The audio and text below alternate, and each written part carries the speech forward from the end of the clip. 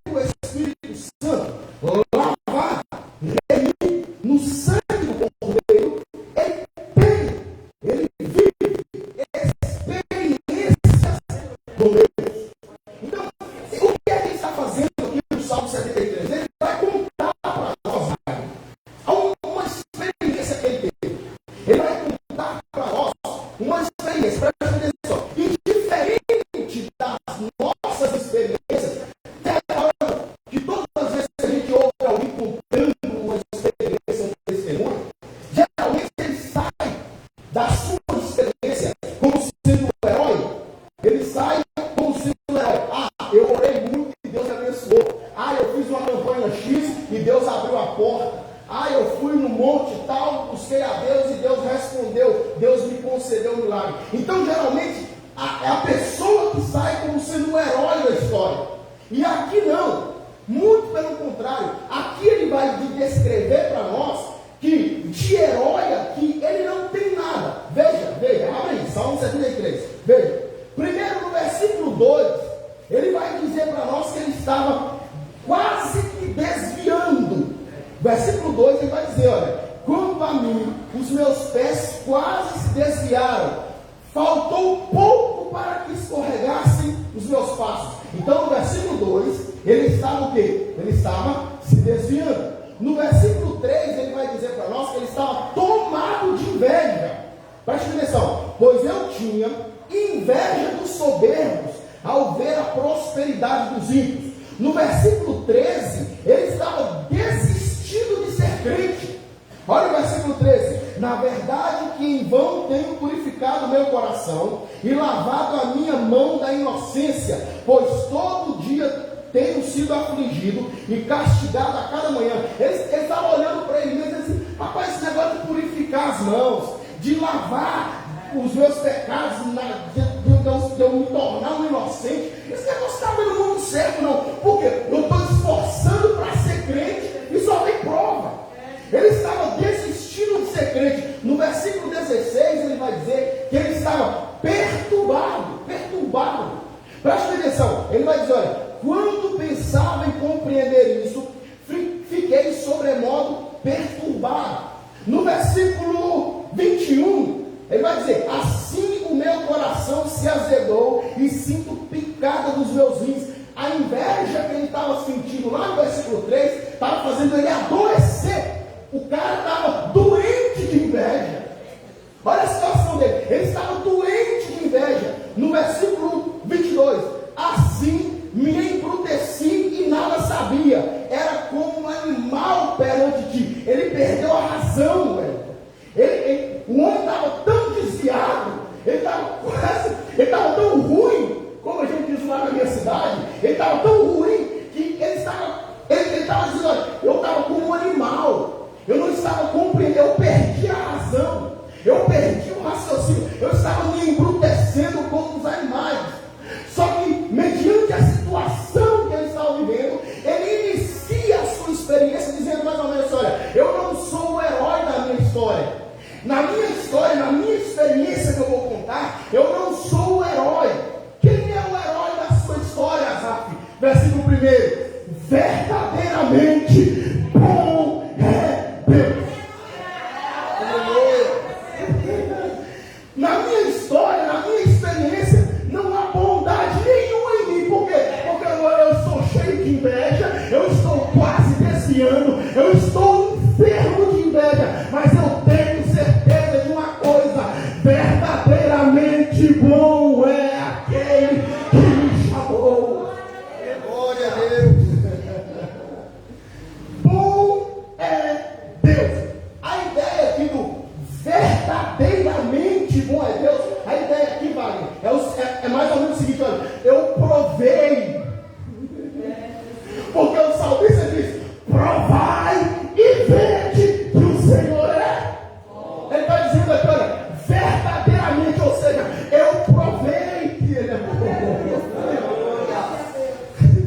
A minha experiência, por mais que foi dolorosa, mas eu provei que verdadeiramente Ele é bom. Olha o caráter do nosso Deus, olha a natureza do nosso Deus. Ele é bom, pastor. Rafael não é bom, não. Se o Espírito Santo sair, Rafael virou o demônio dele mesmo. Rafael não é legal, não. Agora, eu sei um que é bom, verdadeiramente bom. Você consegue dar um glória a Deus? Glória. Verdadeiramente bom é Deus. Ele está contando uma experiência aqui.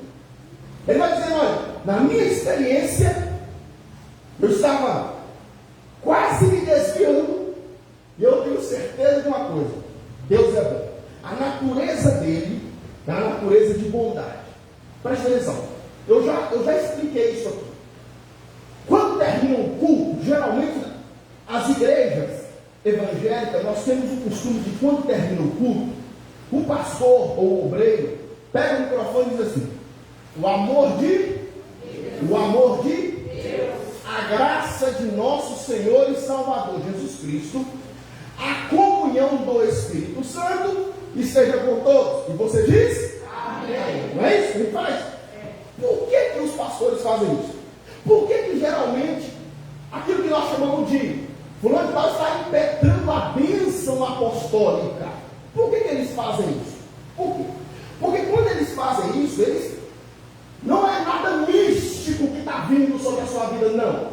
É uma lembrança ou uma memória que, preste atenção, nós somos participantes da natureza da Trindade. Preste atenção, nós somos participantes da natureza da Trindade. E qual é a natureza da Trindade, Rafael? Amor, graça e comunhão. Amor, graça e comunhão. Quando você é batizado, quando você foi batizado em nome do Filho e do Espírito Santo. Em nome do Pai, Filho e Espírito Santo. Quando você foi batizado em nome do Pai, você foi batizado em nome da natureza do Pai. E qual é a natureza do Pai? Amor. João vai dizer, o apóstolo João vai dizer: Deus é amor. Então a natureza de Deus é amor. A natureza do Filho qual é, Rafael? Paulo escreve a Tito, capítulo 2, versículo 11, Paulo vai dizer: a graça há manifestado, trazendo salvação aos... Quem é que manifestou? Quem é que trouxe salvação aos homens? A natureza do Filho é graça. Paulo vai escrever aos Efésios, no capítulo 4 e 5, capítulo 4, ele vai dizer que aquilo que nos conecta entre nós somos irmãos, e nós com Deus é o Espírito Santo, através da comunhão. Então, nós somos batizados em nome do amor, em nome da graça e em nome da... Presta atenção, o que isso significa? Significa dizer que eu e você nós fazemos parte, nós somos coparticipantes da natureza da Trindade. Então, se ele está dizendo aqui, verdadeiramente, Deus é bom, ou bom é Deus, significa dizer que ele está dizendo: olha, eu não tenho bondade, não existe bondade nenhuma em mim, de mim mesmo, mas como eu faço parte da natureza dele, e ele é bom, significa dizer que eu fui revestido pelo manto da bondade, não minha, Wellington, mas dele. Por quê? Isso se chama graça, isso se chama favor imerecido. Então eu faço parte da natureza da bondade dele. Não existe bondade nenhuma em mim, verdadeiramente ele é bom. Agora, onde foi que teve essa mudança de chave?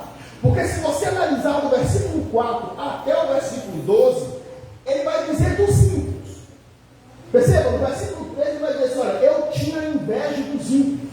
Eu ficava observando para a vida dos ímpios e eu sentia inveja deles, o modelo de vida deles, porque eles não têm aperto na sua morte, eles não sentem falta de nada, eles não passam por prova, por dificuldade como nós passamos. Então eu estava sentindo inveja deles. Mas onde foi que a chave mudou? Vai. Onde foi que a chave mudou? Que ele para de olhar para os ímpios e ele começa a olhar para Deus. Essa é a nossa dificuldade, pastor. Porque nós estamos observando os ímpios, a gente está de olho na conta bancária deles, no carro deles, na casa deles, na família deles, na prosperidade deles, na posição social deles. Mas como é que eu faço para a minha visão sair dos ímpios e voltar para Deus? Versículo 17, ele vai dizer: até que entrei no santuário. Aleluia. Enquanto, Jesus, estou sentindo Deus aqui.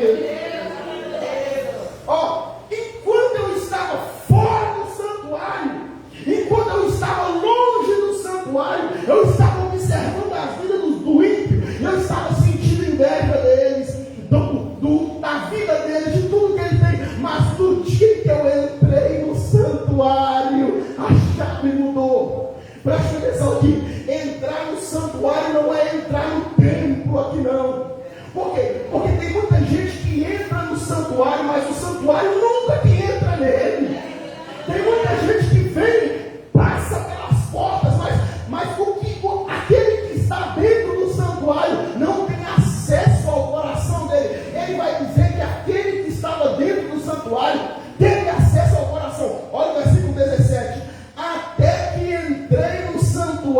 Deus, ele vai dizer, então entendi. Ó. Então compreendi. Primeiro, olha aqui. Aqui, o que acontece aqui dentro, é para ser entendido. O irmão Walter disse aqui, que às vezes a gente entra aqui dentro, a gente fica disperso, e Deus fala, e a gente não escuta. Por quê? Porque nós estamos dispersos. O que acontece aqui dentro é para ser entendido. Por quê? Porque o dono do santuário está no santuário dele.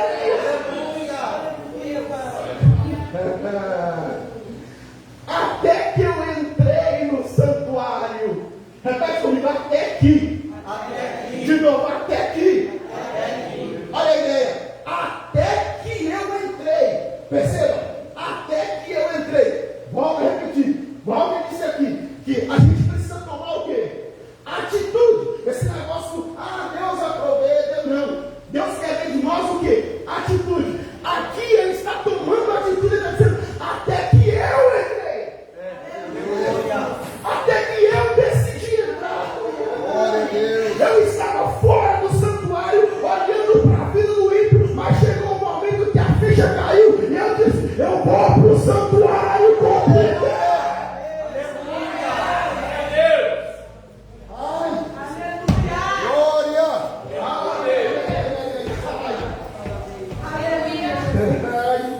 Espírito Santo, ele está te perguntando, até quando você vai ficar fora do santuário? Decide entrar no santuário nessa manhã. Decida entrar no santuário nessa manhã. Rafael, mas eu já estou dentro da igreja. Escuta, estar dentro da igreja não significa que você está dentro do santuário. Por quê? Porque os fariseus estavam tudo dentro do santuário, entre aspas, da lei de Moisés. Eles, na lei de Moisés, eles achavam que eles estavam dentro do santuário. Aí Jesus morreu, rasgou o véu, olhou para ele e falou assim, quer ver, irmãos? Então vem. Tem mais dentro do santuário para nós, Gabi. Entra dentro do santuário. Para de olhar, para de invejar os ímpios e toma uma decisão. Eu vou entrar no santuário nessa manhã.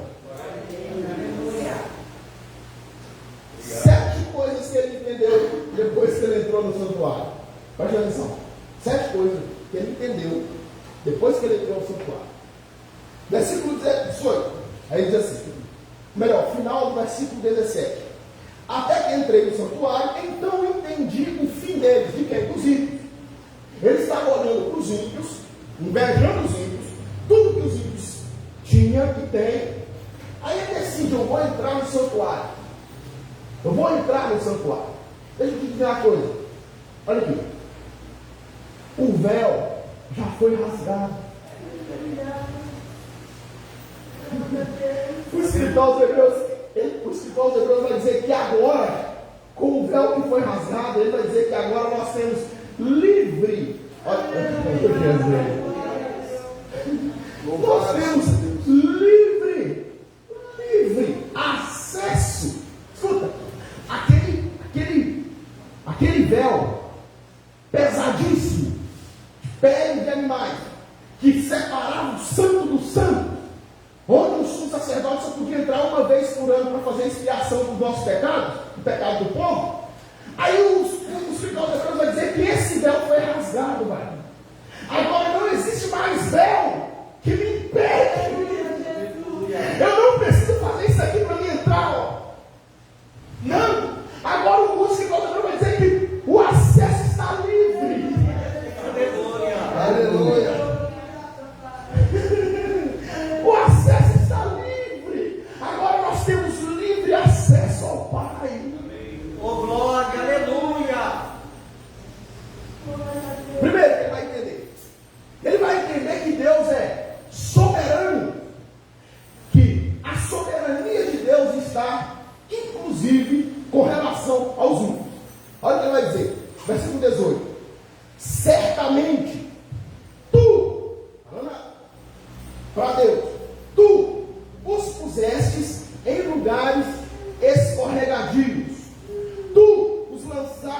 em destruição. O que ele está dizendo aqui?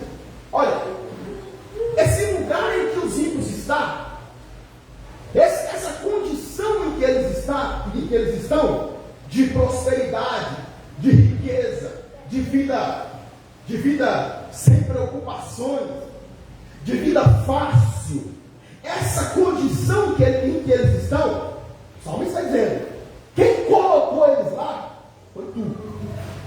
Só com uma condição, qual? Ele vai dizer, tu o pusestes em lugares escorregadios. É Bíblia ou não é? Não sou eu, é Rafael que está falando, só o salmista está dizendo.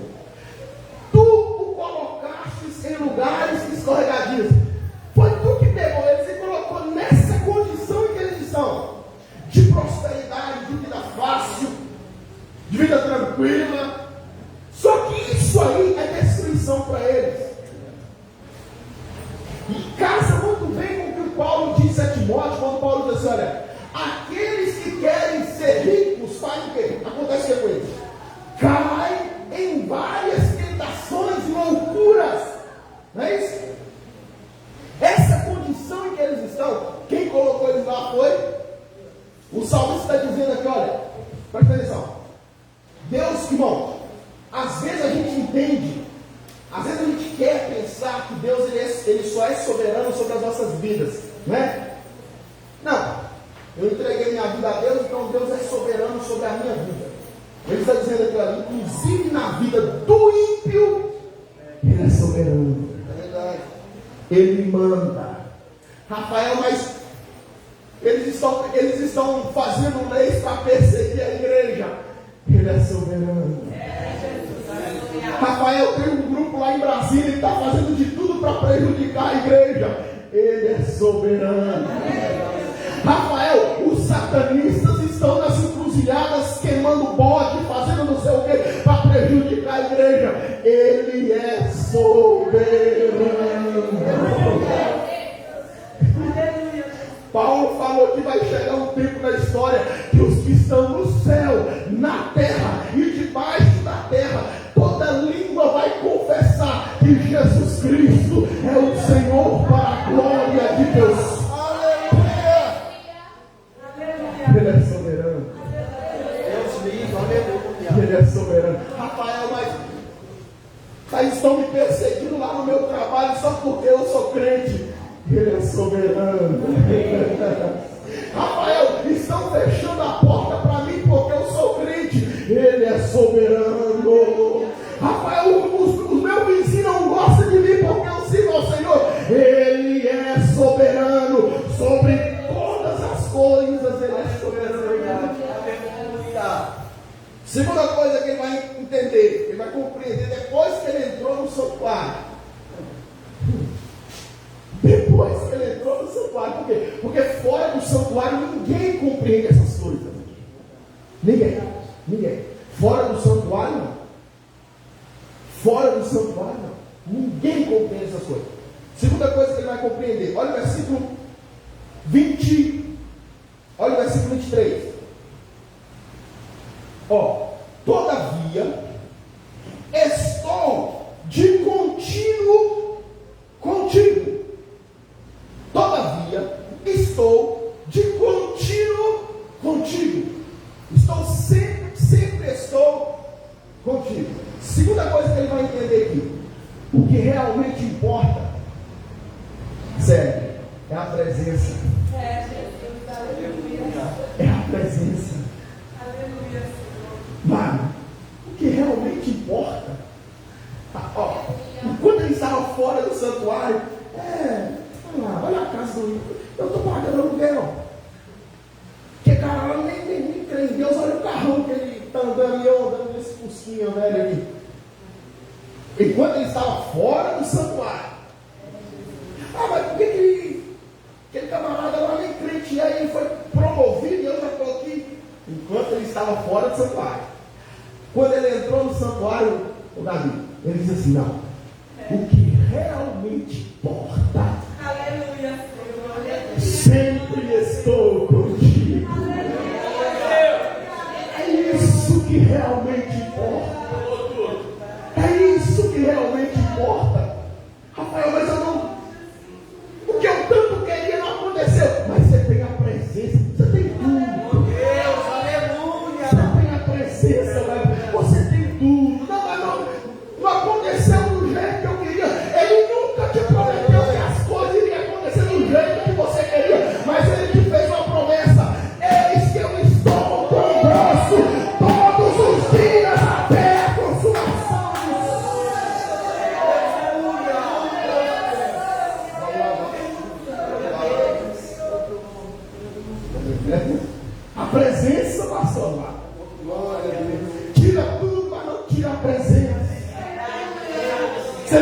Davi, no Salmo 51, depois do pecado dele, o Natan chegou e falou: rapaz, a casa caiu para você.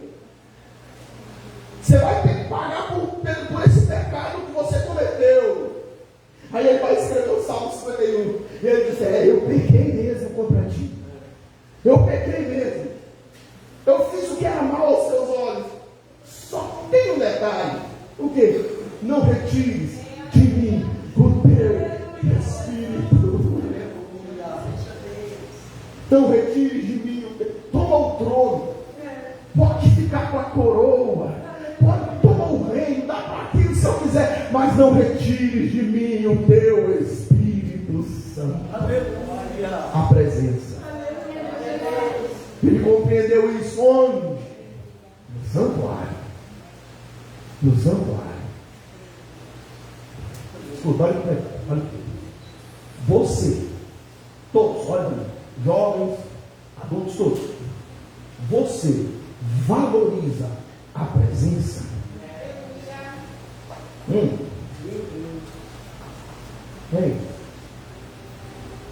Escuta, olha aqui. Tem um pensamento que está invadindo a igreja, infelizmente, que é aquele pensamento assim, que o evangelho, ele é como se fosse uma ideologia. O evangelho é uma ideologia que molda a sua forma, a sua cosmovisão, a sua forma de enxergar o mundo, apenas. O evangelho molda a minha forma de enxergar o mundo? Claro que sim. E tem que moldar. Depois que você aceita o evangelho, você vê tudo de uma outra forma, de um outro jeito, através da ótica do evangelho. E tem que ser. Só que o evangelho não para aí, vai. O evangelho não é uma ideologia fria, morta, não. Rafael, o que é o evangelho? O evangelho é uma experiência com Cristo crucificado.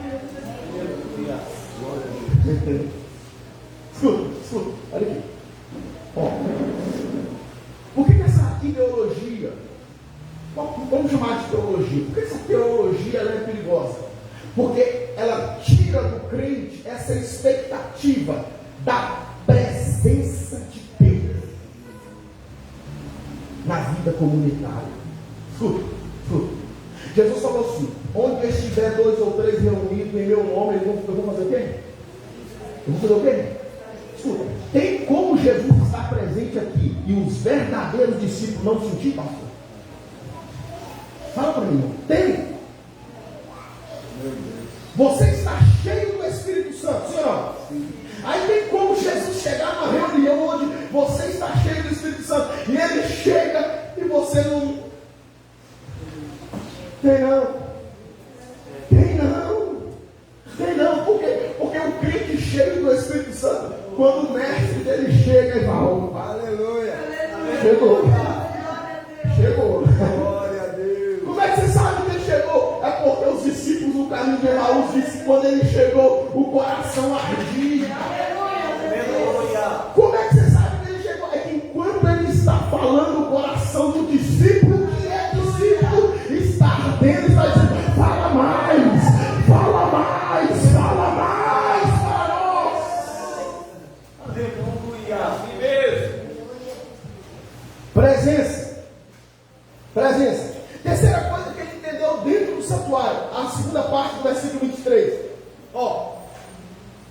Tomas a minha mão direita e me sustém. Na minha versão está assim: tu me segurastes pela mão direita. Opa, peraí. Lembra do versículo 2? Quanto a mim, os meus pés quase.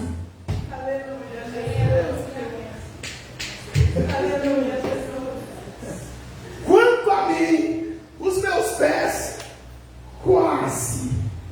Eu já estava lá. Quase. Aí no final do versículo 23. Sabe quem me sustentou? Sabe quem não me deixou cair lá no versículo 2? Tu me segurastes pela mão direita. Terceira coisa que ele entendeu dentro do santuário: ele cuida de nós. Escuta, olha aqui. Rapaz, eu sou bom demais, hein?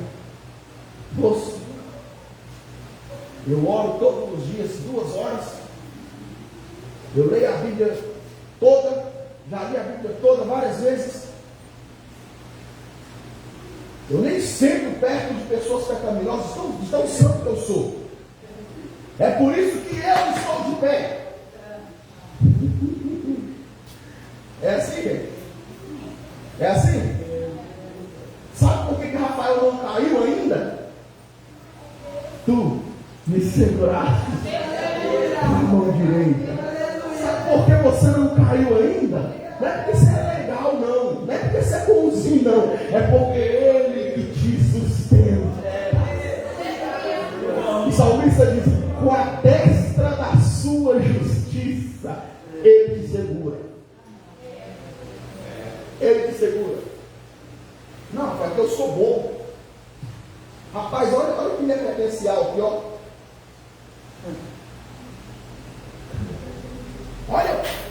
Olha a extensão dos meus devocionais diários. Você só está de pé porque Ele te sustenta. Ele te segura. Ele compreendeu isso aonde? Dentro do santuário. Só dentro do santuário que ele compreende essas coisas. Quarta coisa, ele vai dizer, ó, versículo 24. Versículo 24. Tu me diriges com teu conselho. Na minha versão, guiar-me-ás com teu conselho. Escuta, olha aqui. Quarta coisa que ele entendeu, que ele compreendeu dentro do santuário. Quarta coisa. Primeiro, soberania de Deus. Segundo, realmente importa a presença. Terceiro, Ele cuida de nós. E quarto, aquilo que sai da boca de Deus. Aquilo que sai da boca de Deus me guia. Pastor Silvio disse aqui a respeito do buscar a Deus antes de tomar a decisão, certo? Aquilo que sai da boca de Deus me guia, me dirige.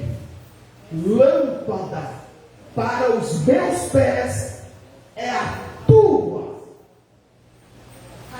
Aleluia. Agora, os irmãozinhos que não gostam disso aqui, ó,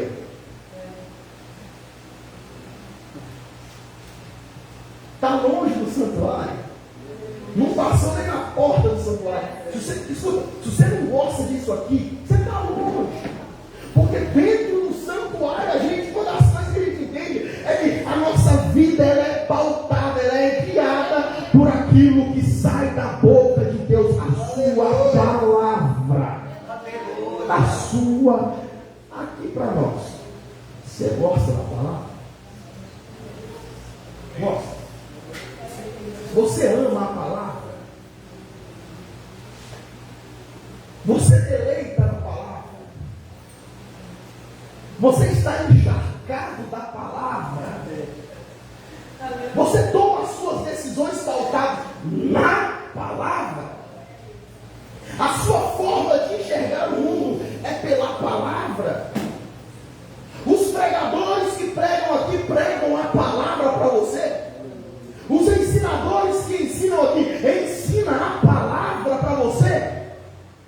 Porque o que realmente importa é a gente ser guiado, Wagner, pela palavra. Rafael, por que eu bato tanto com a cabeça na parede, com a cara na parede? É porque você não medita na palavra, como o salmista diz: bem-aventurado o varão que não anda segundo o conselho dos ímpios, nem se detém no caminho dos pecadores, nem se assenta na roda dos escarnecedores, mas antes tem o seu prazer na lei do Senhor, e na sua lei medita de dia e de noite. Palavra. Aleluia. Palavra. Glória a Deus. A palavra. Que, e depois Me receberás, na minha versão, em glória. Sabe qual é a ideia aqui de receber em glória? Escuta, olha aí. Quando você entregou sua vida para Jesus, Jesus te recebeu em glória. Pergunta teológica. Quando você entregou sua vida para Jesus, Jesus te recebeu em glória? Claro que não. Claro que não. A Bíblia vai dizer, Paulo escrevendo ao Romanos, Paulo vai dizer que nós fomos enxertados na videira verdadeira, sim ou não? Paulo vai dizer em Romanos que nós somos enxertados. Ele é a videira, nós, que reconhecemos Ele como Senhor e Salvador, nós somos enxertados. Um enxerto, quem já morou na roça, já viu as pessoas fazendo enxerto de uma árvore na outra. Nós somos enxertados na videira. Nós somos enxertados na videira. Mas vai chegar um dia que Ele vai nos receber em glória. Rafael, que dia é esse? Vindes bendito do meu Pai, possuir por herança o reino que vos está preparado antes da fundação do mundo. Ele vai nos receber em... O que o salmista está dizendo aqui? Olha, Ele é soberano, eu tenho a presença, Ele cuida de mim, eu sou guiado pelos conselhos dele, e no fim, eu terei um destino. E qual o destino? Ele vai me receber em glória. Em outras palavras, o céu. O céu. Escuta, irmão, olha o privilégio. Tudo isso ele compreendeu onde? No santuário. Olha o privilégio. Eu tenho a presença, Ele cuida de mim, Ele me guia com a sua palavra, e no fim eu vou para o céu. Você tem coragem? Só para quem quer e tem coragem. Fala para o teu irmão aí, o seu lugar é o céu. Fala para ele. Seu destino é o céu. Você vai para o céu. O céu é o seu lugar. Glória, aleluia. Louvado seja Deus. Aleluia. Versículo 25. Aí ele vai dizer, ó. No versículo que nós lemos. A quem tenho eu no céu além de ti, ou senão a ti? Sabe o que é isso? A quem tenho eu no céu senão a ti? Exclusividade. O que ele está dizendo aqui? Uma vez que ele entrou no santuário, ele entendeu e compreendeu: olha, eu só tenho o Senhor. Eu só tenho o Senhor por mim. A quem tenho eu no céu além de ti? É uma pergunta que ele faz, uma pergunta retórica. A quem tenho eu no céu além de ti? Ninguém. Tem um teólogo que diz que o céu só é o céu porque ele está lá. O dia que ele sair de lá, o céu deixa de ser o céu. A quem tenho eu no céu além de ti? Não tenho ninguém mais. Exclusividade. Aí eu me lembro do livro de Cantares.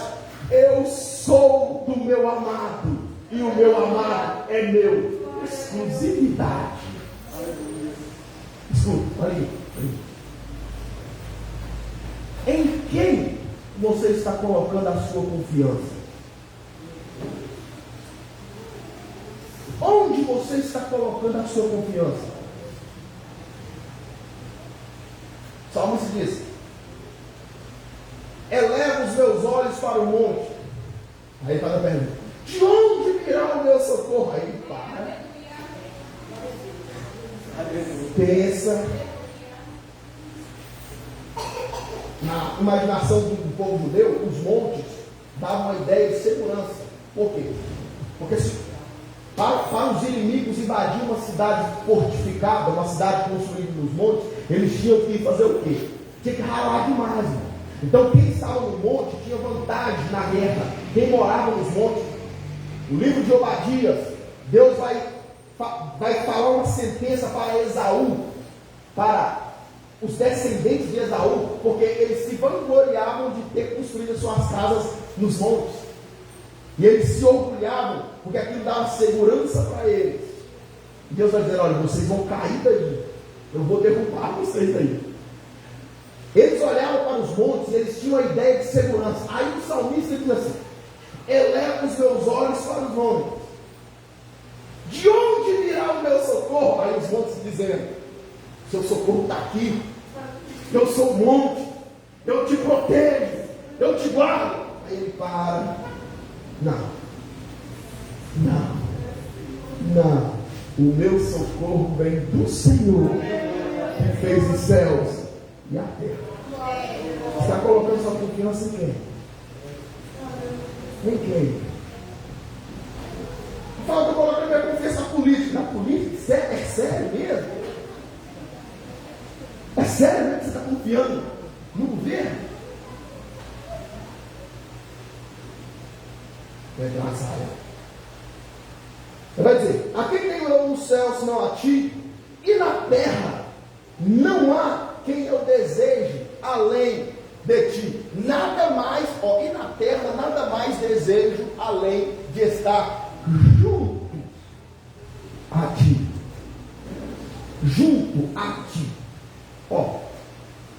Lembra do Paulo? Paulo falou: rapaz, eu estou com conflito. Qual é o seu conflito, Paulo? Pois eu sei que a minha estadia aqui na terra ainda para vocês é útil. Eu sei que tem muita coisa para mim fazer, mas melhor ainda era partir e estar com o Senhor. Não é isso que ele fala? A minha estadia aqui para vocês é útil, mas o que eu realmente queria era partir e estar com o... Sabe o que ele está dizendo aqui? Olha, eu tenho certeza, eu tenho absoluta certeza de que quando os meus olhos fechar aqui na terra, nada mais desejo além de estar junto a ti. Essa expressão, e na terra, nada mais desejo, olha aqui, nada mais desejo. Ele abriu mão da própria vida. Ele está dizendo: olha, eu não tenho mais nada mais. Não tenho mais nada. Olha aqui. Eu disse para o Éder, quando o pastor falou a respeito da mentira, crente conta mentira, e como conta, principalmente quando está cantando. Eita Deus! A fala própria para mim: eu quero trabalhar para o meu Senhor. Quer mesmo? Quer mesmo? Como um farol que os amigos quebranta a mim. É assim que você quer mesmo? A gente mente demais, certo? Não mente não. Você já abriu mão da sua vida, como ele diz assim, e na terra nada mais importa. Nada mais importa. Eu tive o privilégio de sentar na mesa com o comandante geral, fui pregar no congresso lá em Minas. Eu tive o privilégio de sentar na mesa com o comandante geral da Polícia Militar do Estado de Minas Gerais. O cara acredita. E na mesa nós conversando e tal, ele falando, comentando a respeito da pregação que eu preguei no domingo à noite, no sábado à noite. A gente ali conversando e tal. Aí ele perguntou assim, no assunto, nós estávamos falando a respeito de seguir Jesus, deixar tudo para seguir Jesus. No assunto eu perguntei, sem querer, não sei se foi sem querer, sei lá. Eu perguntei assim, falou: ô irmão, se Jesus pediu o seu carro, você entrega? O cara era comandante da polícia do estado de Minas, do estado de Minas Gerais. Falei para ele: se Jesus pediu o seu carro, você entrega para ele? Aí.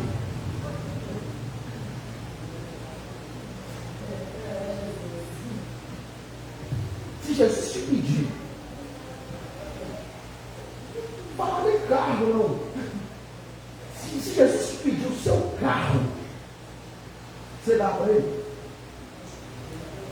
A sua casa, você dá para ele?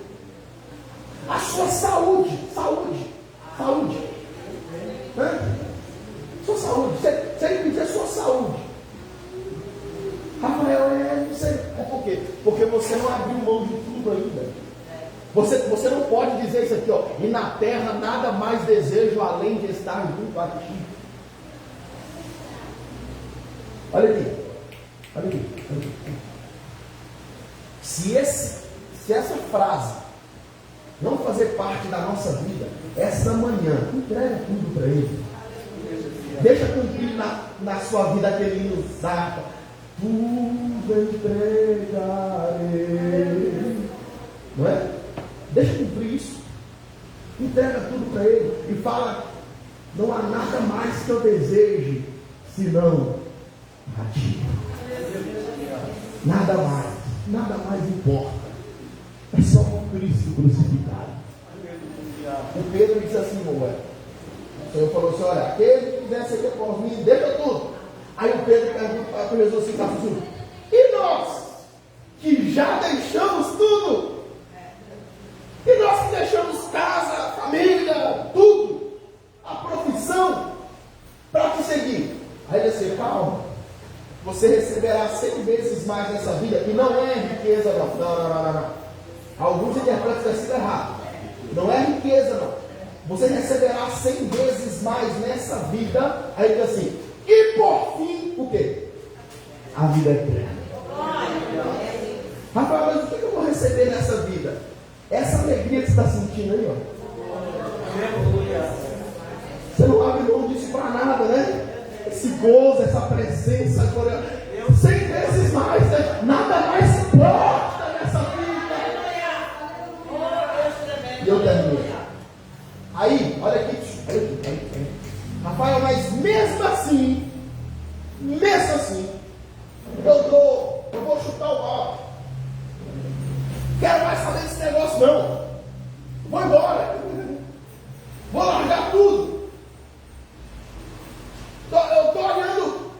Olha aqui. Eu estou olhando para os ímpios e eu estou vendo que realmente compensa mais a vida que eles levam. Aí, já que pelos argumentos dele ele não te convenceu, aí olha a ameaça dele, versículo 27. Pois eis que os que se alongam, os que te abandonam, sem dúvida perecerão. Tu destrói todos os infiéis. Na minha versão, tu tens destruído todos aqueles que, apostatando, desviam de ti. Escuta, olha para mim. Você que está aqui nessa manhã, você está olhando para a vida deles e está pensando em desviar, porque está achando mais lucro na vida que eles estão levando lá. Pois eis que os que se apartam de ti perecerão.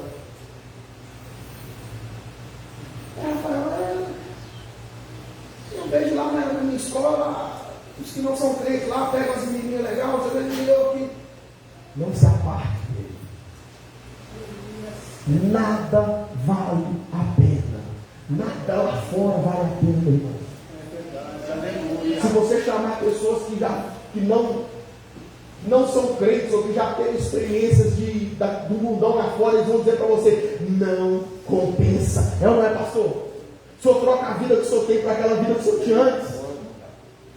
De jeito nenhum. Por quê? Porque nada vale a pena, irmão. Lá fora, a nossa herança é o Senhor. Aí vai dizer, versículo 28, mas para mim, bom, lembra? Bom é estar perto de Deus.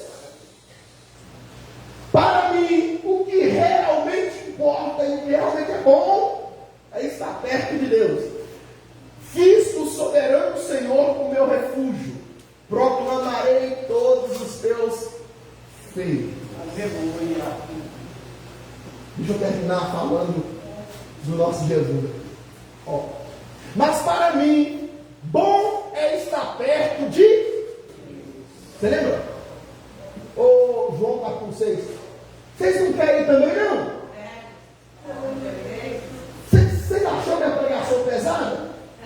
Senhor, porque todo mundo foi embora. O congresso esvaziou. Todo mundo foi embora. Aí, vocês não querem também, não? Aí Pedro: mas para mim bom é estar perto de Deus. Aí o Pedro diz: para quem iremos nós? Aleluia, Jesus. Só tu tens palavras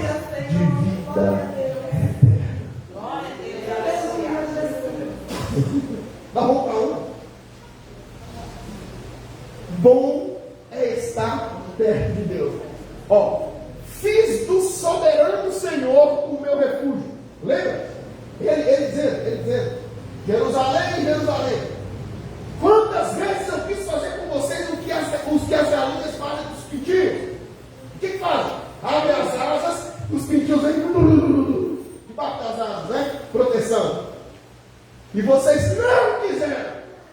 Falando para os judeus. E vocês não quiseram. Vocês não aceitaram. Vocês rejeitaram. Aí o Paulo vai dizer que aquilo que eles rejeitaram alcançou a nós, gentios. Aí nós podemos dizer, Wagner, nós podemos dizer, fiz do soberano Senhor o meu refúgio. Entrei debaixo das asas do Altíssimo. Aleluia. Agora, tem uma responsabilidade. E qual é? Proclamarei todos os seus feitos. Ide por todo mundo. Pregue o Evangelho a toda a criatura. Eu vou proclamar a todos o que tu fez por mim. Os teus feitos a mim. Proclamar o quê? Salvação. Salvação. Então sai daqui nessa manhã. Sabe aquele seu amigo, aquele seu parente, aquele seu conhecido que não é crente? Liga para ele e fala assim, ó, deixa eu proclamar o que ele fez por mim. Deixa eu falar com você o que ele fez por mim. E tem mais, porque às 6 horas tem um culto lá, vamos lá. De lá você vai compreender melhor, você vai entrar no santuário. Fica de pé em nome de Jesus.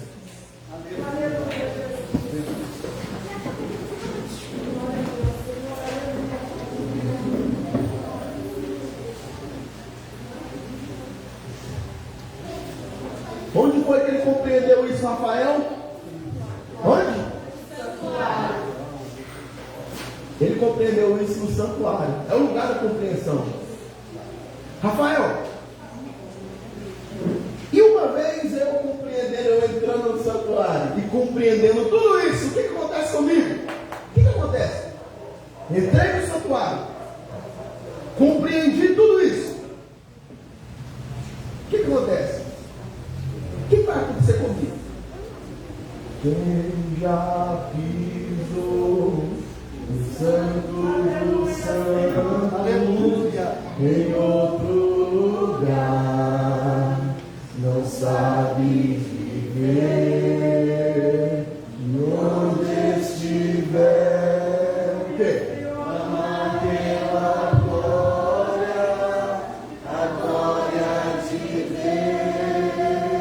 Rafael, mas eu estou no santuário, eu compreendi tudo isso que aconteceu, mas ainda as coisas lá de fora, sabe? Eu estou com uma inclinação para as coisas lá de fora. O que eu faço? O Paulo diz, mortificando os meus membros que habitam em mim, eu faço a vontade daquele que me chamou.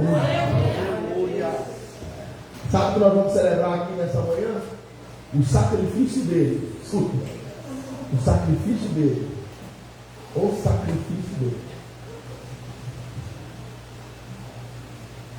Aquilo que ele fez na cruz te possibilitou entrar no santuário. Te possibilitou entrar no santuário. E a única coisa que ele pede para você, escuta ali, a única coisa que ele te pede nessa manhã, entra no santuário, se assenta à mesa comigo. Comigo. O Espírito Santo, escuta, o Espírito Santo, ele nos impulsiona a sentar na mesa com o Senhor e gozar, se alegrar, experienciar um pouco daquilo que está reservado para nós na eternidade, onde Ele mesmo vai servir a igreja. Você crê nisso? Você espera por isso? Então entra no santuário nessa manhã. Coloca a mão no ombro do seu irmão. Vamos lá.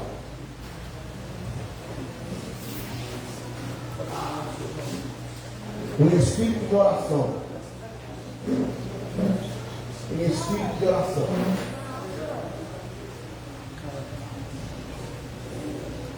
Rafael, o que é isso? Espírito de oração. Olha aqui. Eu vou explicar para você mais ou menos o que é espírito de oração. Um homem chamado John Hyde. John Hyde. Ele era conhecido como o apóstolo da oração. O apóstolo da oração. O homem que impactou a Índia. O missionário que impactou a Índia. O homem orava tanto, mas tanto. Ele adoeceu de tanto orar. Revolucionou a Índia. Adoeceu de tanto orar. Certa vez ele voltou para a Inglaterra para cuidar da sua saúde. E um evangelista que tinha feito uma cruzada e colhido poucos frutos da cruzada, soube que ele estava na Inglaterra e foi ter com ele. Pediu para que ele orasse.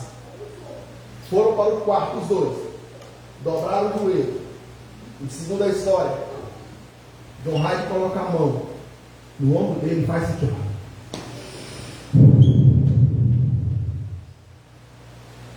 Só. Ficaram em silêncio. O evangelista conta que isso chama espírito de oração. O evangelista conta que no âmbito, irmão, só quem é espiritual vai crer nisso aqui. Que no âmbito espiritual ele pôde ouvir os passos de John Hyde em direção ao trono de Deus. O homem só fez isso. Pronto. Espírito de oração. É quando o seu espírito conecta com a eternidade. Você fala para Deus: Deus, eu estou aqui diante de ti. Começa a orar com o seu irmão. Vai orar. Entra no seu quarto. Entra no seu quarto. Entra no seu quarto. Não vale a pena vir na igreja sem entrar no seu quarto. Não vale a pena vir num culto e não entrar no santuário. Não vale a pena. Não vale a pena mais um culto, mais uma ceia, mais um domingo de manhã. Não vale a pena, irmãos. Entra no santuário nessa manhã. Entra no santuário. Entra no santuário. Entra no santuário.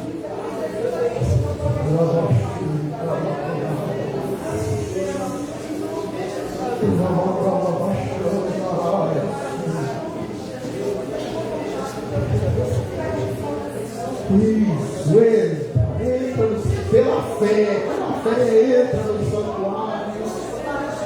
Olha a soberania dele.